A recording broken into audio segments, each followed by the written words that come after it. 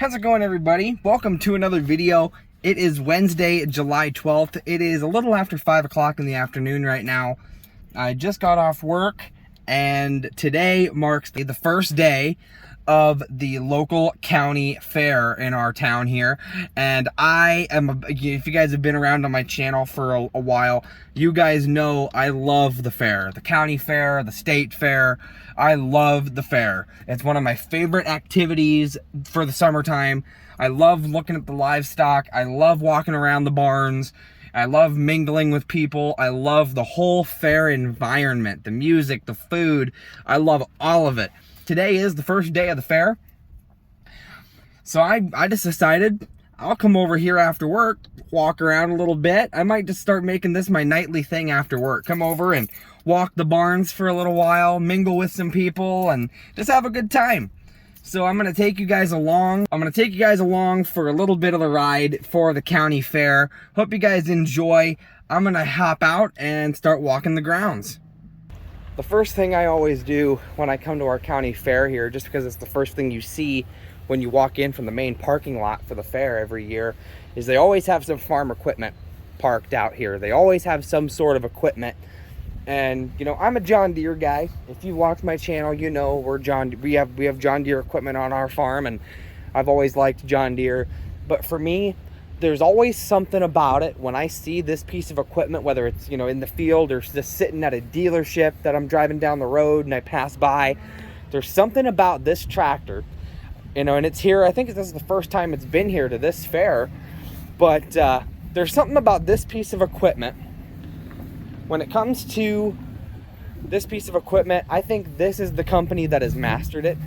A lot of companies have tractors that have tracks, but I think my favorite tractor that has tracks has got to be this girl, the Case IH Quad Track. There's just something about it. I know there are John Deere versions of this tractor, but the Case IH has got it made. I think they lock the doors at this fair. Sometimes you can climb in the equipment, sometimes you can't. This is a Case IH Quad Track 540. Really new looking. I like this. I like the look of this piece of equipment. I figured it'd be on here somewhere. This is a 2022 model, Case IH Quad Track 540. So pretty much a brand new model, pretty much. I love it. I love the look of this tractor. I know, like I said, I know I'm a John Deere guy, but this is a good looking piece of equipment. Okay, now we're getting to some familiar colors. We got a John Deere Gator XUV 835. Cool looking Gator. It's got an whole enclosed cab on it. Really nice interior. Really good looking machine. Then right next to the old Gator here, we have a smaller John Deere tractor. It's a John Deere 6135E, and it's got a H310 front loader on it. So it's a smaller tractor, but it looks good. I love the look of the newer John Deere equipment. Nothing against the old style like what we've got. And then this tractor is attached to a 560M baler. But in the last video of us baling hay, this is a baler that's at least somewhat like our baler.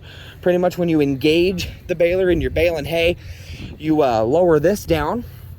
See, and this whole setup goes down, and there's teeth in there, a whole bunch of different teeth. See, this spins, and there's a whole bunch of teeth in there that spin, and it pretty much helps to eat the bale up, and it sends all the grass in, and it goes inside the baler. It goes through these belts. You know, these belts help kind of turn the bale and wrap it up, get it in a circular shape.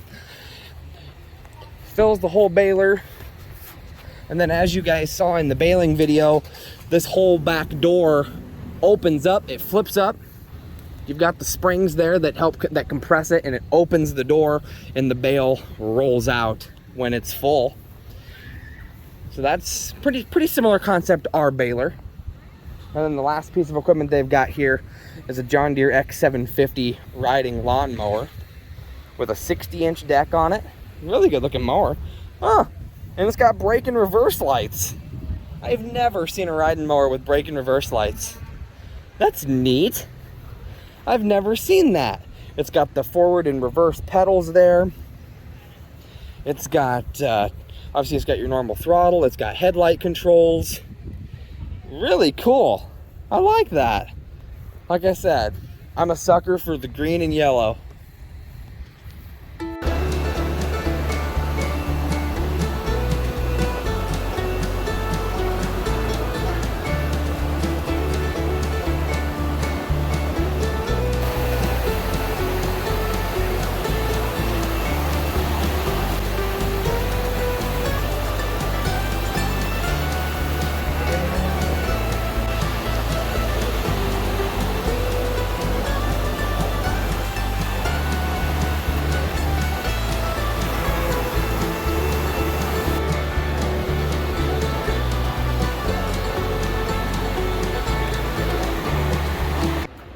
So you guys got to see the beef, the sheep, and the beef cows and the dairy cows there. But now we're in the horse barn, and I got to tell you, I've never owned one in my entire life of owning horses, but one of my favorite horses of all time has got to be this horse right here. Not this horse in particular, but this kind of horse. This is what they call a buckskin. I love buckskins, just their color, their build. They are beautiful horses.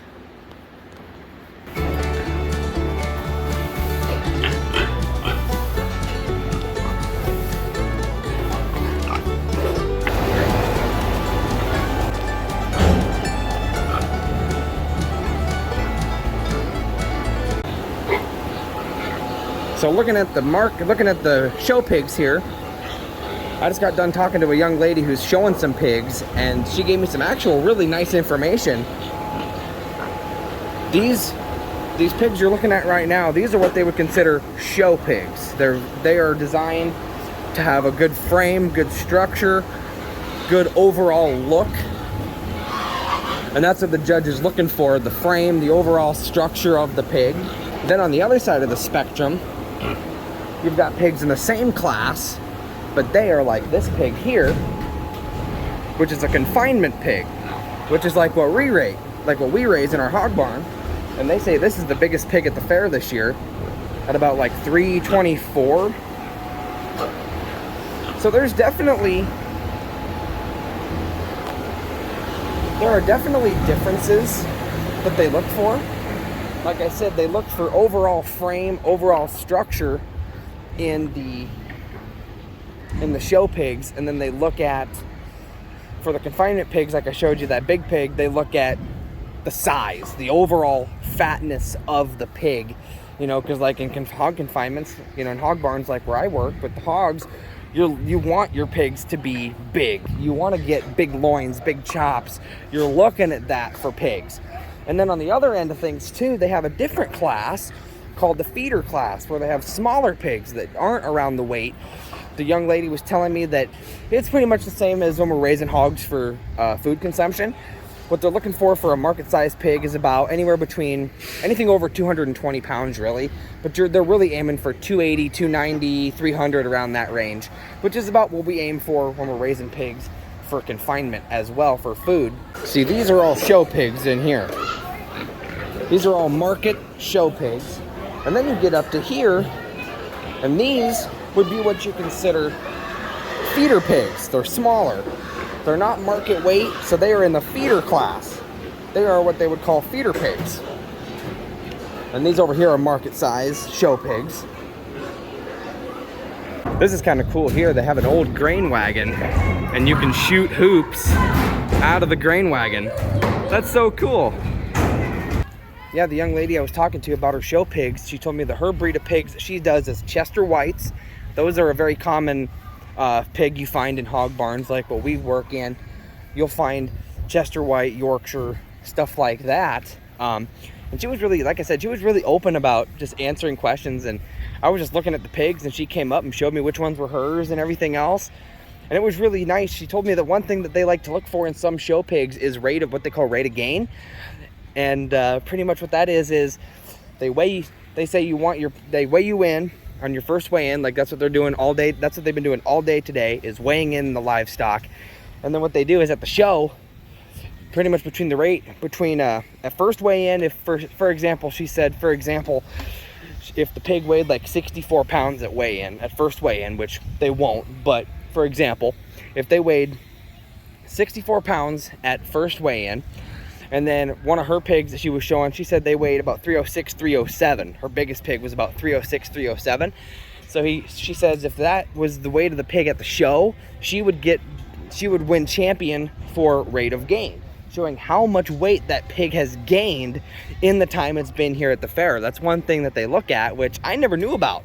So it was really nice to, you know, get some more information on what they look for. Another big part of the fair is they have woodworking projects and stuff that people can do. And I just seen this doghouse. I mean, look at that. That is the coolest looking doghouse I think I've ever seen. Little porch on the front. That looks awesome. Shingles for a roof. That's another part of the fair too. Even if you're not showing livestock, you can still be a part of the fair when it comes to woodworking, or you have photography. You have a whole bunch of different things you can do.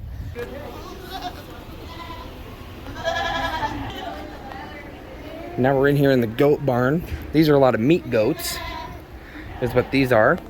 These are a lot of meat production goats.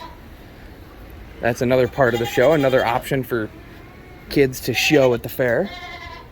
A lot of the white face with brown on them, those are what they call boars. That's the breed.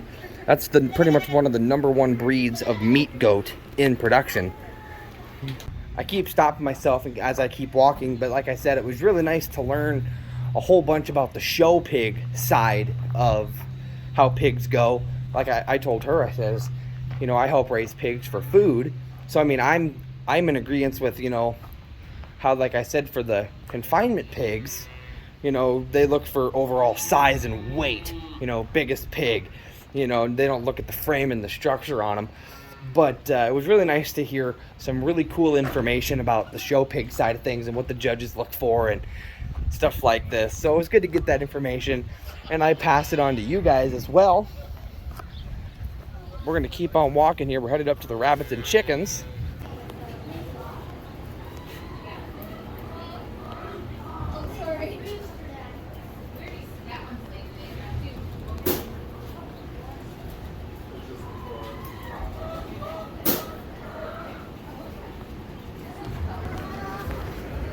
Here's all the chickens, egg-laying birds. You'll see that they're, every so often you'll see an egg in the cage as they're laying eggs.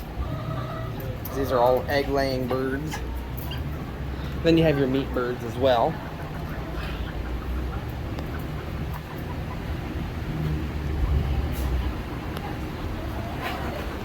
Look at this big old bird. That's a big chicken right there. Big old rooster.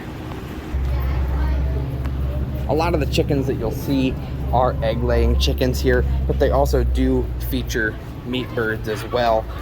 Egg layers being one of the biggest. Whole bunch of different breeds of bird, and then you even have ducks. Hello. You have ducks as well. A whole bunch of different poultry that they can show here at the fair. Gives kids a whole bunch of different opportunities to show different kinds of livestock. I was talking about how many different kinds of poultry you can show at the fair. Chickens, ducks, and you even have turkeys as well that you can show. Whole bunch of different options. Whole bunch of different learning opportunities for kids to take. I'm back with the pigs, and I wanted to give you guys some more information, especially on this pig here. This pig here, this is what they call a Duroc. That's the breed of pig. And its big distinguishing feature is the dark red color. That is how you tell a Duroc from anything else, like I think this is a Chester White or a Yorkshire or a Hamp, something like that, where it's a white-skinned pig, white coat, pinkish looking. But the Duroc is a dark red. And when raising pigs, in my aspect of it, when I'm raising pigs for for food, and working in a hog barn, I've noticed in the last couple groups of pigs that they are doing a lot more crossbreeding. Obviously they do crossbreeding a lot to try to get the optimal pig for food, but Duroc has come up a lot in the hog barn. I'm seeing a lot of pigs that are white with red spots, white with red, you know, brownish ears. Or I have seen a few pigs we have a few pigs in our hog barn right now. I'd say about 4 or 5, maybe even more than that are pure red like this. And they are breeding Duroc into the pig because of Duroc is a pig that they say has a lot of fatty meat to it. And so that they're adding that in, and I'm noticing that they're doing a lot more adding Duroc into the pigs that are raised for food consumption, because Durocs have a lot of fatty meat to them. They get to a good size. They get big loins, big chops. They have a very good genetic for food production. And so they're adding, I've been noticing the last couple groups of pigs that we've raised, they have added a lot of Duroc into the pigs that we raise for food, strictly for that reason, is for food consumption, helps them out a lot, making them bigger chops, fattier loins, all that stuff like that. But these pigs here, these are the pigs, the pigs you're looking at right now are the pigs that belong to that young lady that I was talking to. She said that this pig back here is her Derby pig, which is her biggest pig. That's the one that's like 306, 307. And she's doing this group together as what they call a market pair. And so that's a different class that they do.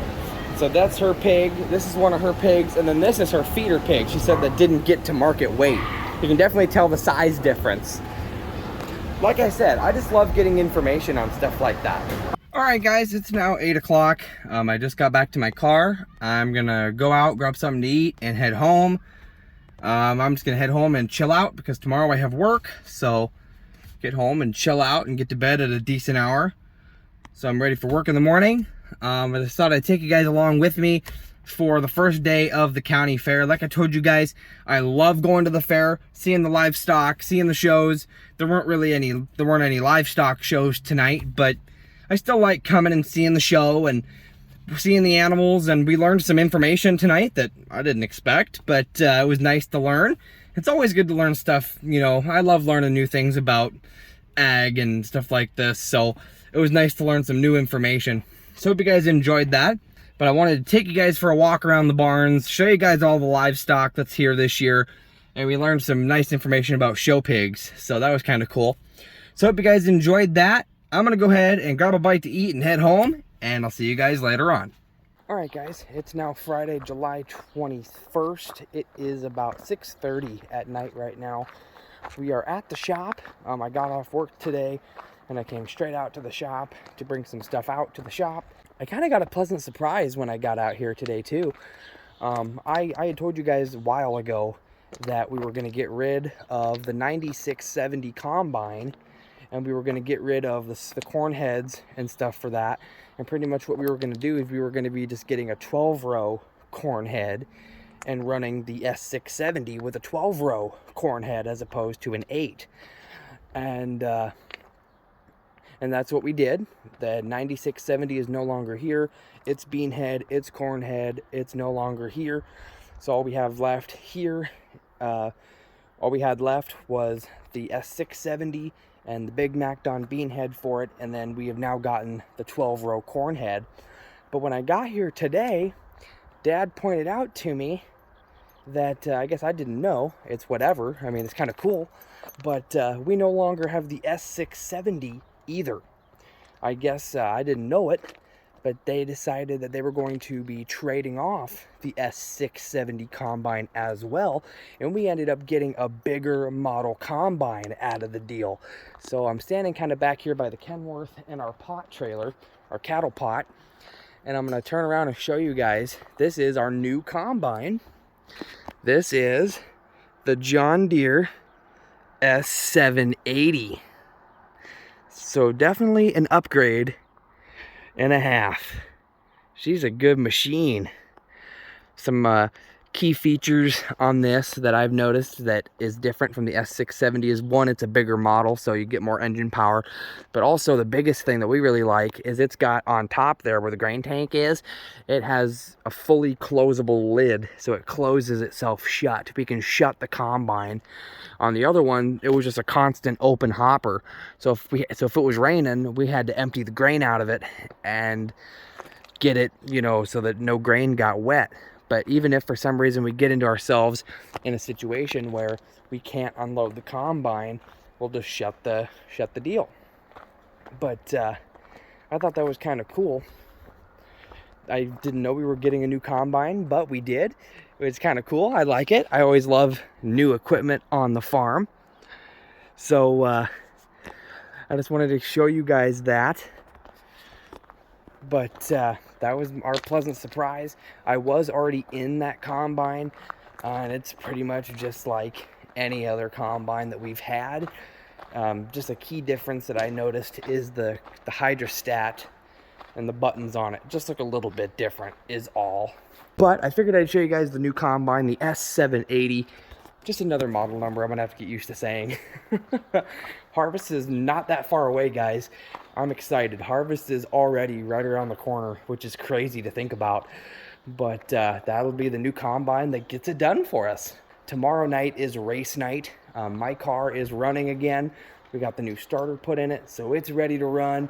My car is gonna be there. Dad's car is gonna be there. As long as things don't go south, it'll be a good night. But I figured I'd show you guys that new combine. We're gonna go ahead and finish up on the trailer and head on home, and we'll see you guys tomorrow for the races. All right, guys, it is now Sunday, July 23rd. It is 12:30 in the morning right now. So just starting out Sunday morning here.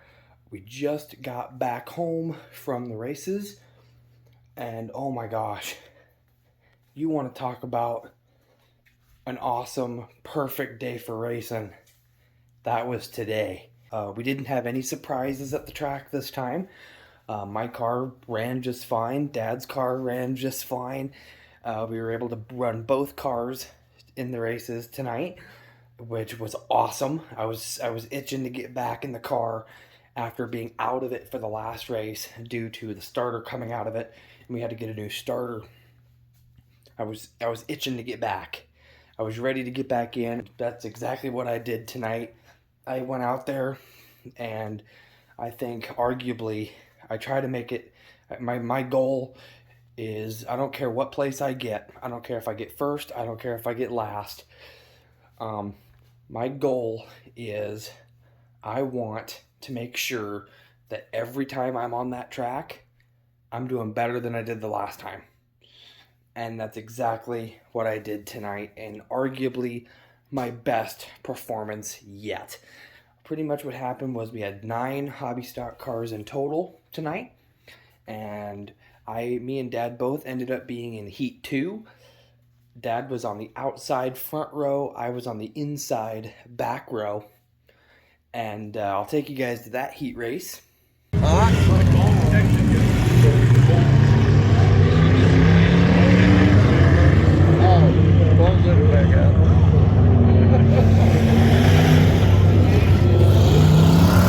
I'll talk to you later on. I can't get up that way. I can go up the steps and get back down. So I think everybody just sits up there and just does more.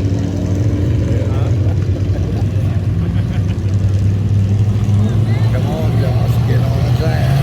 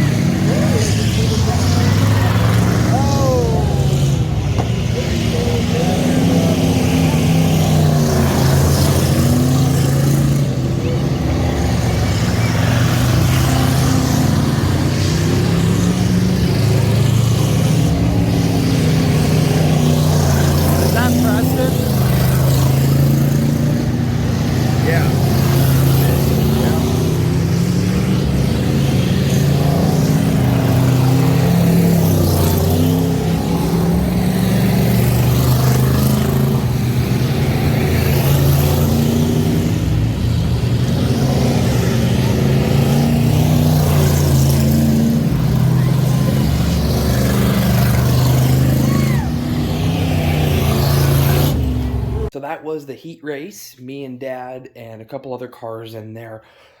I think I ran really, really well in the heat. A couple things that I noticed was I still wasn't getting close enough in the parade laps before the green flag. I still was not getting close enough. I'm supposed to be right up on the bumper of the car in front of me. I was still way back, and when I'm in the car on the track, my nose on the car is so long, I can't see over the front end.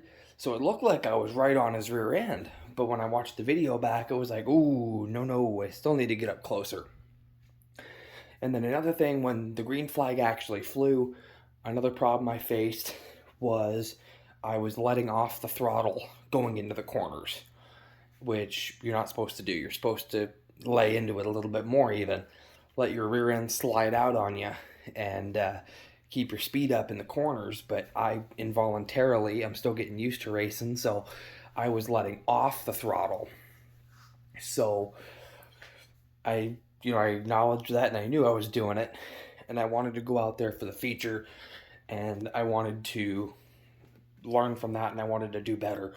And the feature came around, everybody made feature, and Dad was in third row outside, and I was fourth row outside, so I was right behind Dad. And so I was in 8th place out of 9 cars. There were 9 cars on the track. And so I'll go ahead and take you guys to the feature race.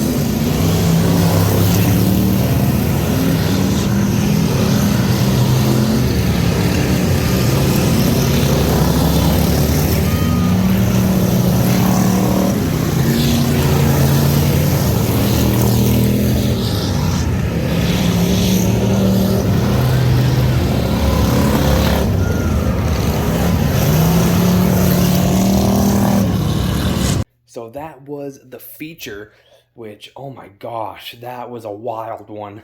It was clean. It was a complete clean race, nonstop, 12 laps, no cautions, no reds, no nothing like that. It was a nice clean race. But that race right there, that was a defining one of my racing career, I can tell you that. Number one, first feature ever. So that's going down in the books. But also number two, it was the most aggressive race I've ever been in. I said that the race was clean, which it was. The race was very, very clean. But it was very, very aggressive because for the first time in my racing career, I was getting hit. I was getting bumped. I was getting hit, which you're going to have that. I'm not mad at the other drivers at all. Bumping into cars, hitting them a little bit in the corners. It's going to happen. Rubbin's racing is what we say. Rubbin's racing. It's going to happen. So I was not worried about that at all. It didn't put any dents in the car that I could see, any visible dents that were new. Didn't wreck anything. Didn't blow any tires. So I am not concerned about that at all. It was just different for me. But when I went out there for the feature, like I said, I wanted to capitalize on what I had messed up on in the heat. I wanted to make sure that I got up nice and close to the cars in front of me, which you could see in the video. I still could have went up a little bit more, but I was definitely closer. I was definitely way closer than I was. And then when it came to the corners, I felt in the feature, it felt like I was going too hard in the corners, which I know I wasn't, but I would find myself going into the corners and I'd be like, whoa, whoa, whoa, whoa, slow down. You know, I'd feel my rear end sliding out a little bit. It would feel like it was. I know I got hit once and it kind of spun me around that corner a little bit, but other than that, you know, I definitely feel like I capitalized on that, and I know for a fact that I pushed the car the hardest I've ever pushed it. I just had a very good time. It was awesome. I love it so much. But we've got it sitting at the shop now. We're going to drop the trailer with Dad's car on it tomorrow morning, and then we'll go out and we'll grab mine and bring it home and stuff like this. But I hope you guys enjoyed another race. You guys didn't get to see the last race because we had that starter problem, so I didn't get any footage of the races. But you got to see a nice full show tonight with me and Dad. I had a buddy of mine take my phone and record on my phone, so you guys get nice high quality footage of the race. The best race of my career so far, which I'm excited about. And that bar is getting higher. Like I said, I want to try to get better with every race. And so now I don't know how I'm going to beat that feature. I don't know how I'm going to do it, but I'm going to try. So I hope you guys enjoyed watching another race. I'm going to go to bed because we got to unload all the racing stuff in the morning, go grab my race car and bring it back home, and then who knows what we're going to do from there. We'll probably be doing some stuff on the farm on Monday. Who knows? I'm going to take you guys along with me nonetheless, though.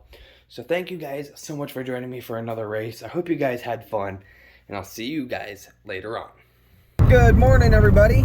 It is Monday, July 24th. It is just after 8 in the morning right now, because what we're going to do is this morning we're going to go down to the bin site down at the cow farm, and we are going to clean out our bean bin. We have, I'd say, about at least a load and a half, if not 2 loads of beans left in that bean bin.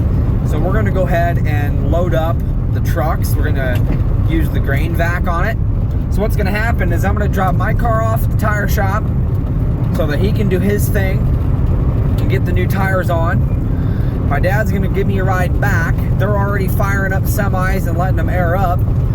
When me and Dad get back from dropping my car off, Dad's going to hop in his Peterbilt and take it down to the bin site.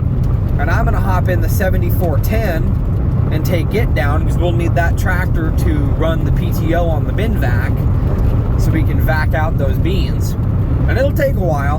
That bin vac, it takes a while to vac the beans out. So it'll take a while to clean that bin out. But it's been a while since I've driven a tractor, but it's just like riding a bike. You never forget. So I'm going to get this thing out to the tire shop and come back and hop in the tractor, and we'll head down to the bin site. Dad's getting in his semi. I'm gonna fire up the 7410 here. Yes! Bring up our boom here. We got the bucket on today.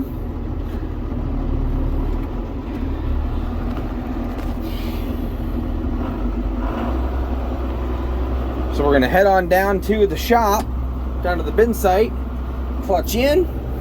I'll put it in C, and I'll leave it in 1 here. And then I gotta put it in forward, and we'll be good to go.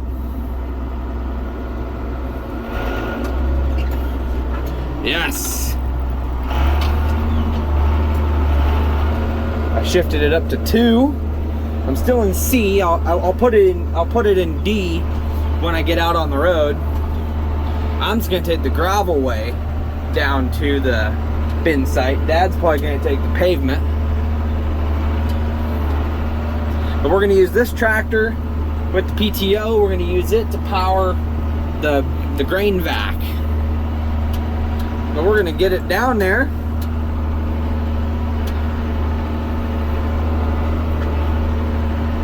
As long as nobody's coming, looks good both ways. So I'll show you what I do to get it up into a higher gear. All I do is I turn out on the road. Looks like I do have somebody coming, but that's all right. I'll put in my clutch, shift it down to D here. I'll slowly let off my clutch. It'll kick up. And I'm still in 2 for now. I'll leave it there until I get past this truck. I know that guy. That's one of our buddies. Must be swinging by the shop for something. Rev it up. Shift it up to 3. No, I'm in 4, okay. And then we hit our little gas pedal down here to get us to 20 mile an hour. I still got the moves. I still got it. So I'm gonna go ahead and get this thing down there. I don't have too far to go. It'll take me about 10 minutes or so. A little more than that maybe, because I am in a tractor. I'm gonna slowly start shifting down because I got a stop sign up ahead.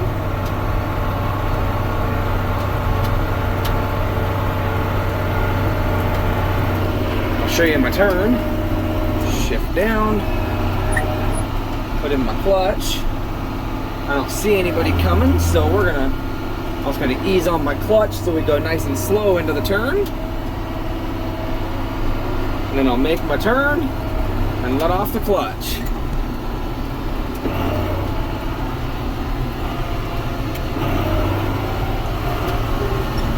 This tractor is always a bouncy one. You're always bouncing.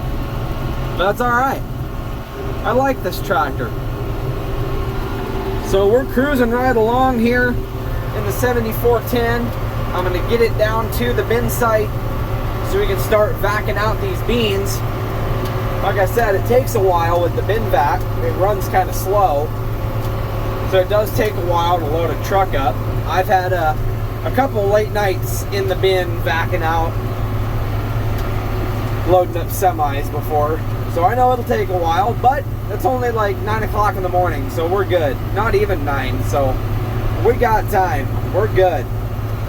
So I'm gonna go ahead and get this tractor on down to the bin site.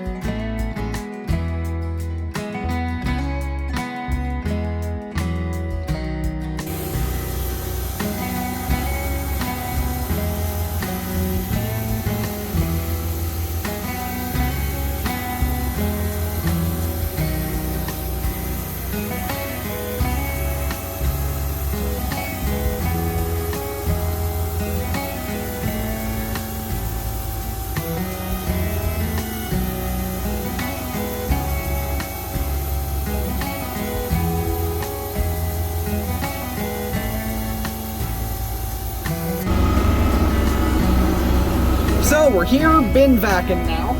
I got the 7410 here. We hooked it up to our grain vac here. And for those of you who don't know how a grain vac works, it's literally a giant vacuum.